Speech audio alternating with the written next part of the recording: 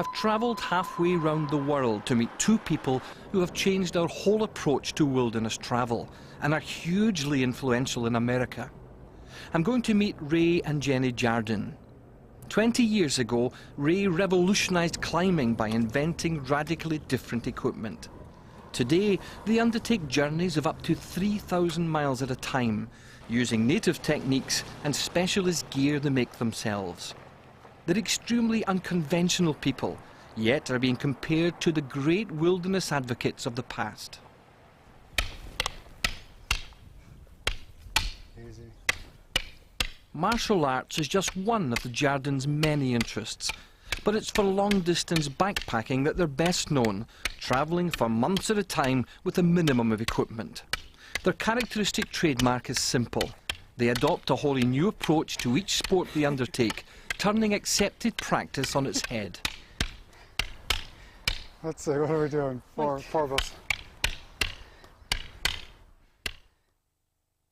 I've come to the Jardines' home in rural Oregon to travel through the Three Sisters Wilderness, which virtually starts in their backyard.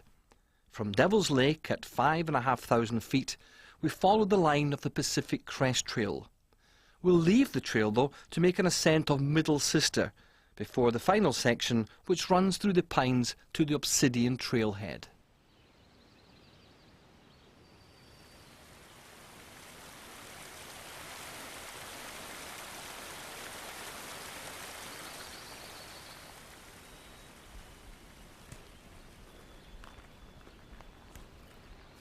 Adopting Native American tradition, the Jardines tread softly in the woods.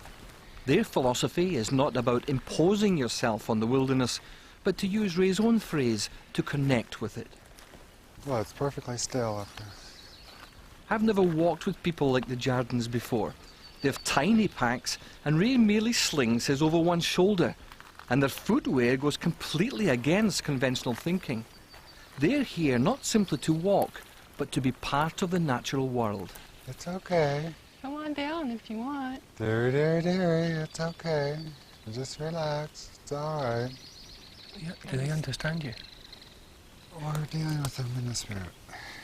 When Hi, guys. Yeah, when you that's say all you're right. communicating in the spirit level, what are you talking about? In alpha. We're communicating with them in alpha. They're up there listening very intently. Can you sense what they're thinking, Jenny? To an extent. I can just tell by what their physical motions That's and all even right, their dear. expressions on their faces. That's good, guys. Yeah, come on down. When I first saw them, Come on down. I It's all immediately got a sense of curiosity on their part. Yeah, that's really pretty, aren't you? I think because of our approach, we weren't real Come on. heavy-footed like It's all right, guys. with all the accoutrements that a hunter would have and maybe a horse. That's and all that. I good. think if that had been the case, they would have been out and gone. Oh, normal hikers here, those deers would have been out of here. See, I feel a very peaceful sense coming out of Cameron. In these surroundings, it's hard to feel anything other than peaceful.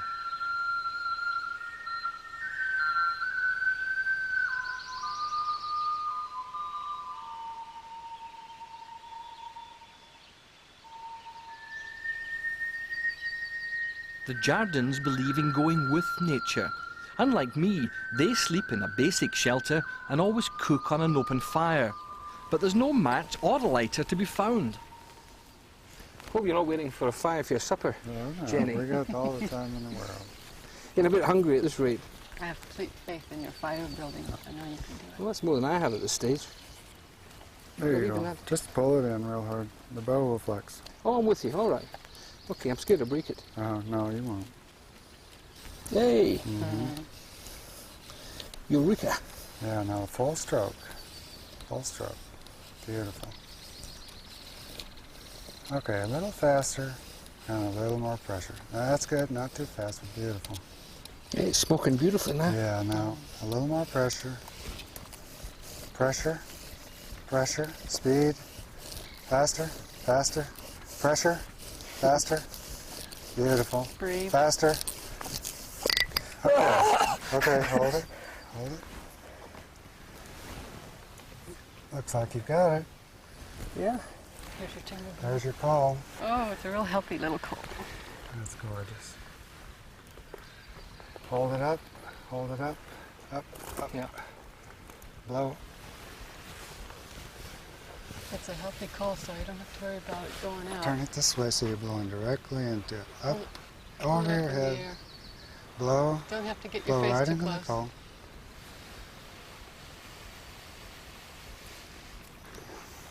Beautiful. All right. A little higher.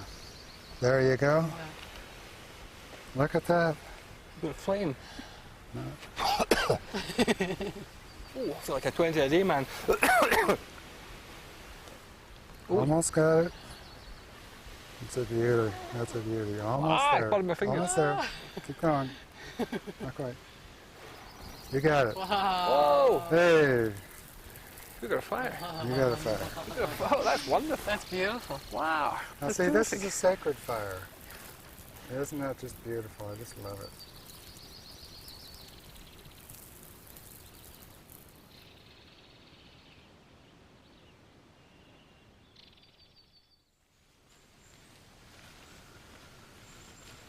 It's a beautiful view out there, isn't it? Yeah, what's that called?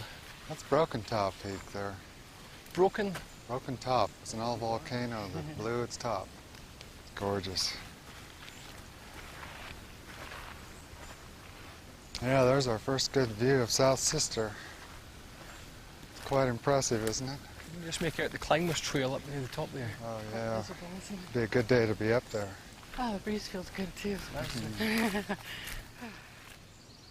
After walking with Ray and Jenny for a day, I realised they're on a different wavelength. Ray Jardin is a paradox. Once he was a leading aeronautics engineer at the heart of America's space program. But now his intellectual quest is to develop a deeper understanding of the natural world. Part of this quest, walking in a heightened state of awareness which he and Jenny call alpha, was a concept I couldn't quite understand. In one sense, it's a higher level of consciousness.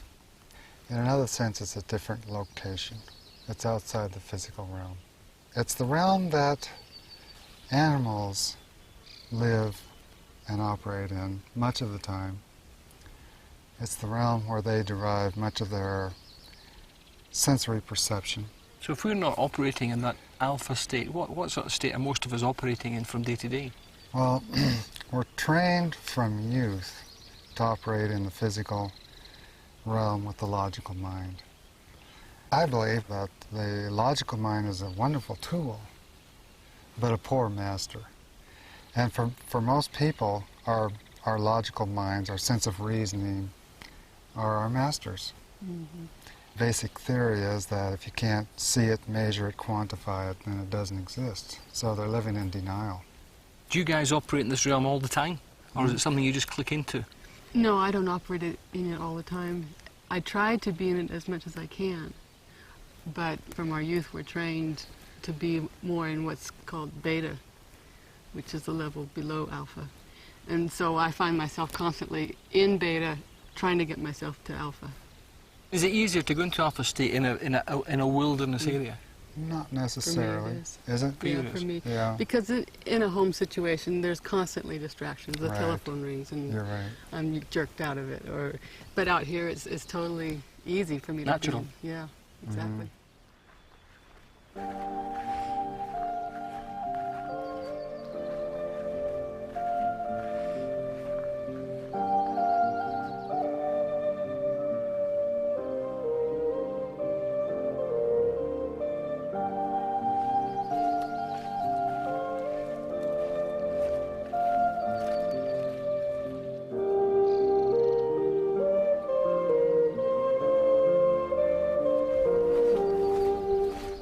Kind of ignored this amazing landscape feature to our That's left. incredible, isn't This it? great lava flow. Where would that have come from, Ray? Would that have flown down the mountainside when it first erupted? I don't really think it came down the mountainside. I think it came out of a lava flow right in the middle and then just sort of upheaved. And I can just imagine all this material coming up just glowing red hot Oh, yeah.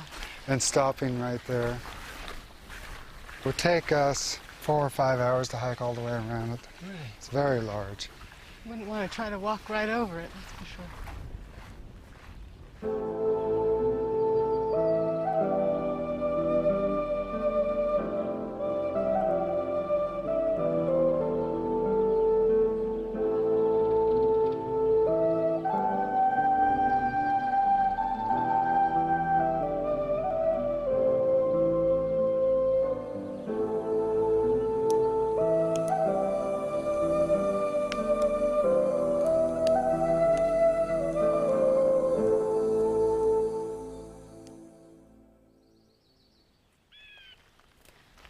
One of the attractions of our route is the variety of landscape.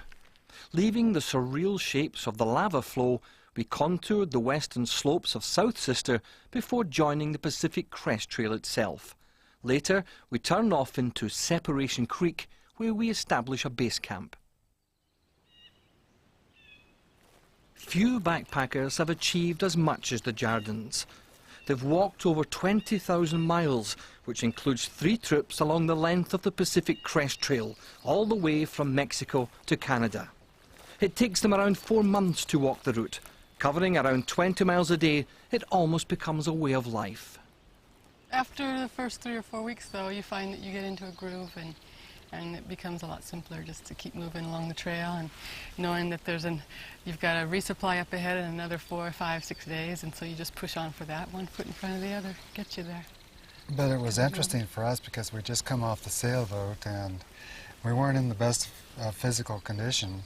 So basically we started training for the Pacific Crest Trail from scratch, from ground zero.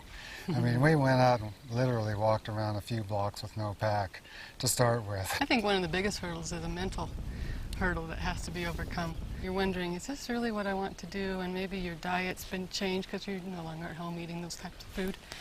And it's a tremendous hurdle that a lot of people can't seem to overcome. One thing that I learned the most was don't look at the whole trail as 2,700 miles long. Look at it as, today I would like to get to such and such a place, plus or minus. And just put one foot in front of the other. How did you feel as you approached the Canadian border? Were you sorry it was coming to an end? Mm-hmm. Oh yeah. Were you? Oh yeah, yeah. Just because it's so true. It's a real bittersweet experience. Because this hiking on the trail had become a lifestyle and you're so tuned into it, and all of a sudden, boom, there's the end. Now what do we do? Now what do we do? There it is. PCT. The Pacific Crest Trail. Hey. Lovely. That's nice. Ray and Jenny used to be just like other walkers, but now if you empty their packs, you'll find a microlight quilt instead of sleeping bags, a foil sheet, not a tent, and their fire bow in place of a stove. It's a minimalist approach to equipment. Technically, I don't call it minimalism because that word denotes suffering and pain and danger, and we don't experience any of that. But to start with, we carry small packs that we make ourselves that are lightweight. Basically, it's just taking a critical look at your gear and is this really absolutely necessary? What was your pack weight the last time you did the Pacific Crest Trail? Empty of food, they were 8.5 pounds. 8.5 pounds. That's about the same weight as my rucksack when it's empty. Aren't you surprised that there aren't more people following this very lightweight approach? Oh, yes and no. Traditions fall hard, don't they? I think it's a matter of tradition and the socially accepted practices. People pick up some of it and incorporate it, and others will take something different, some other aspect, and use that. And you can't expect them to totally switch over like that to a new system.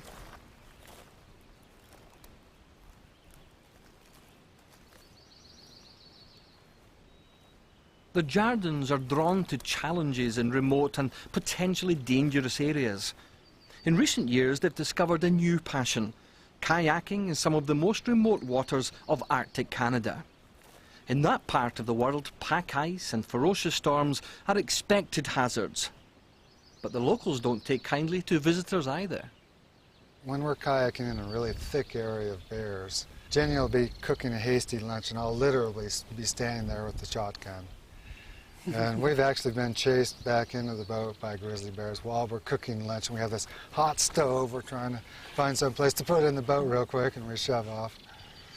So it's a big problem. We probably see 60 bears per season up there at close range. That's their natural realm up there, and I am the intruder. And I always try to keep that in perspective, you know, and knowing that this is their territory and I am intruding on their space here, and so I need to treat that with that mindset. So you're under constant threat from grizzlies. You're remote, far away from anywhere. The obvious question is, what's the attraction of those What in the areas? world is the attraction? Oh. It's life at its best. Yeah. It's absolute best. It's man in nature, pristine wilderness. It's the finest wilderness in the world. I live for our next summer's trip. We've got to have that summer or even winter trip planned, or else I'll go nuts.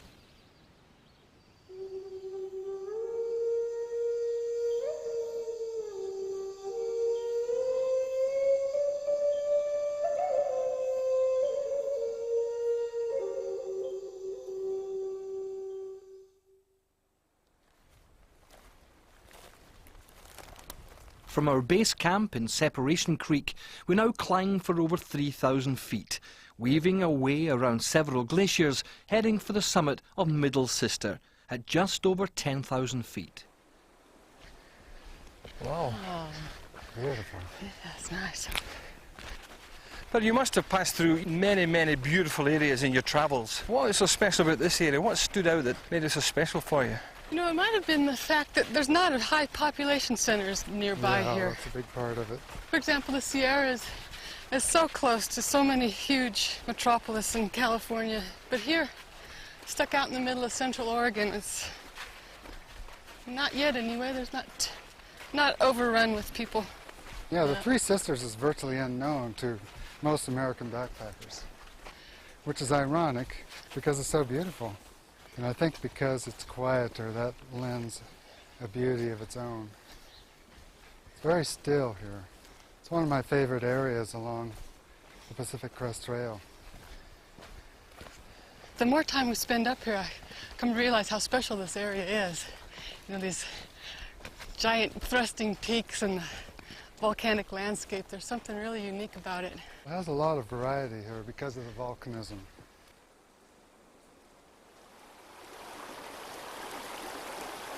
There's also a feeling here, is there not, that things are still evolving?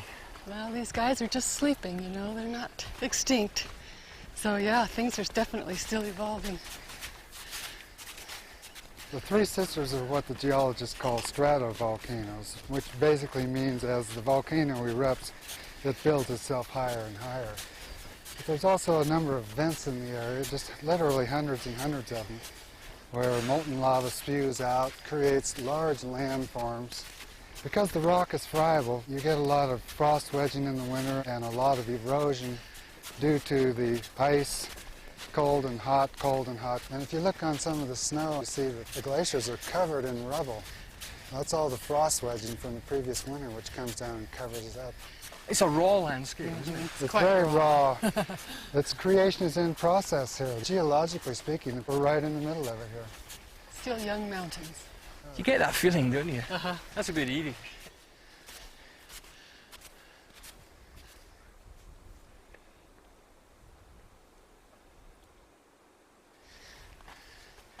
We're walking in the middle of summer, so even at this height, the temperature is still in the high 80s. The heat and the altitude are taking their toll.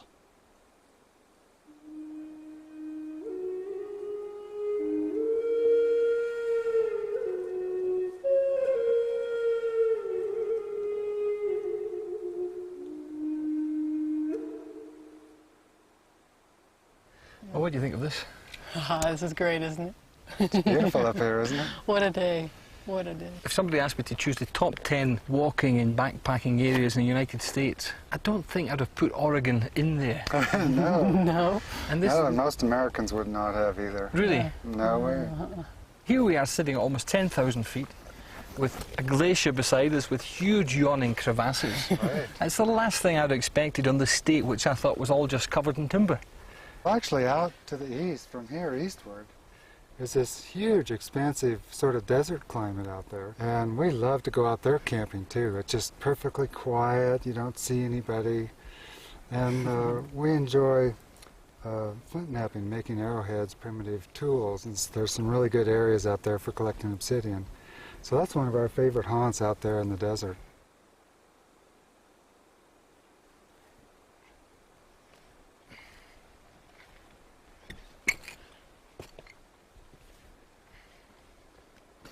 The final 500 feet to the summit are the most demanding. We're climbing up a narrow ridge composed almost entirely of loose scree and unstable boulders.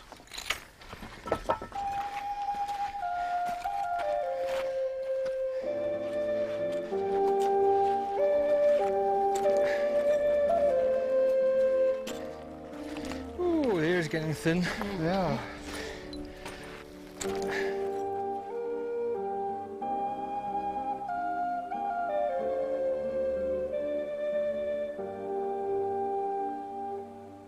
Oh, look at that. Eh? Yeah. Wow. Oh, look at Nora's sister just right there. Oh, yeah. I'm glad we're not going on there. It's great. Congratulations. Yeah, well done. Can I hug your wife? Yeah, sure. Hold on. Fall over the We edge. made it. Lovely. Wow, look at that. Whee! Oh, it's great. Oh, it's wonderful. Look at this row of mountains. Yeah. What are they, Ray? What's the first one? Mount Washington, Three-Finger Jack, Mount Jefferson, Mount Hood. Mount Hood. Just in the haze there. Yeah. How are you feeling right this moment? Oh, Alive. alive, Yeah. that says it well. Oh, it's so beautiful to be up here. Taste the freedom of the mountain air. Yeah, the air is so crisp and clean up here, and the views are so spectacular. Looks like, feels like we're on top of the world, doesn't it? It's wonderful. I love these views. Yeah, I get up on top of these now. I just want to go to the next one and the next one and the next one. Why bother going back down to the city? I don't need that. It's great, huh? Yeah.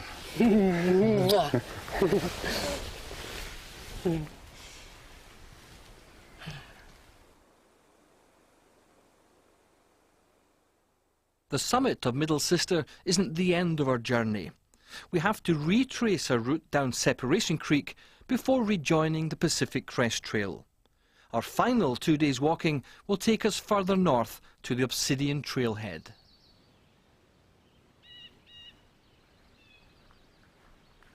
By now, I was beginning to feel pretty in tune with the wilderness.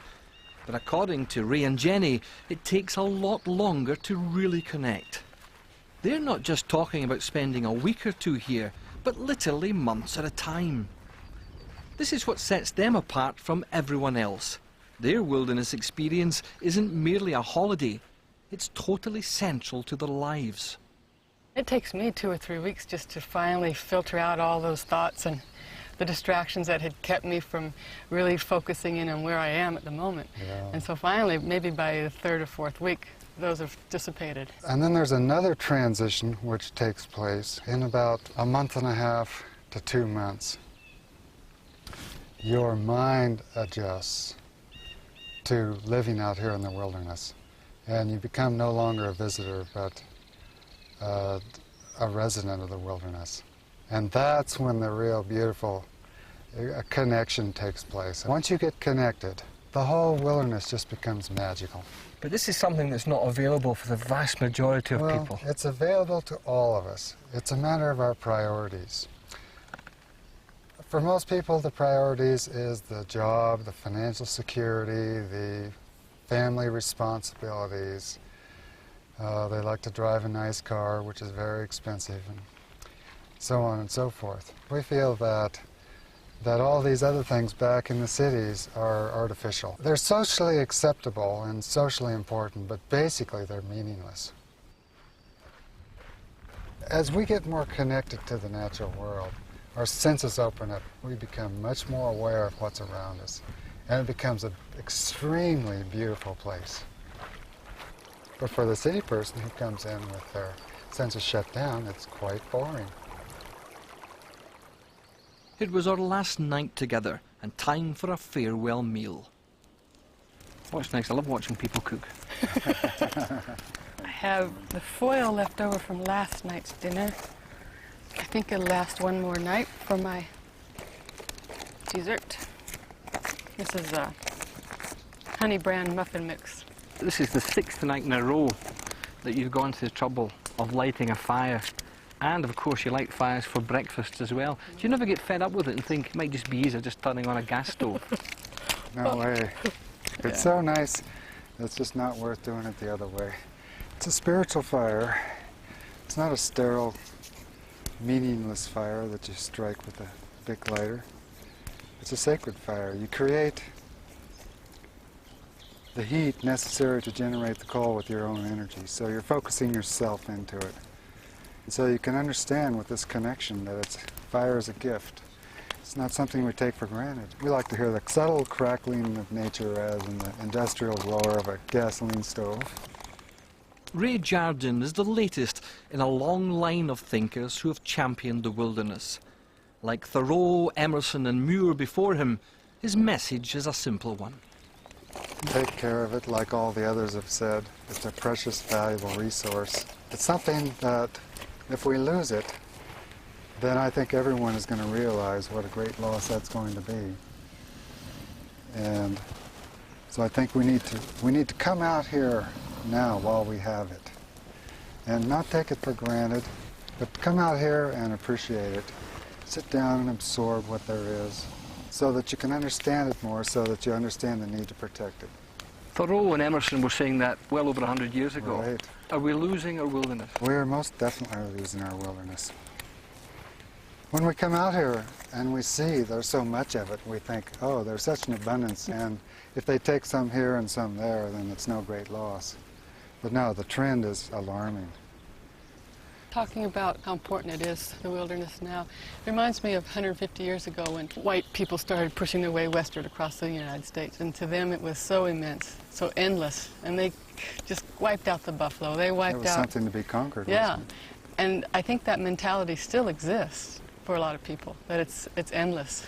And that's not the case at all, and that's what worries me.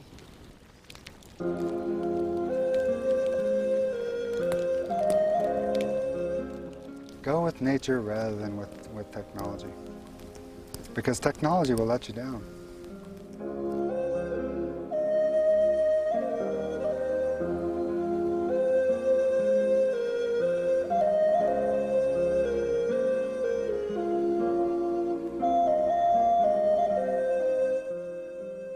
Back to a civilization.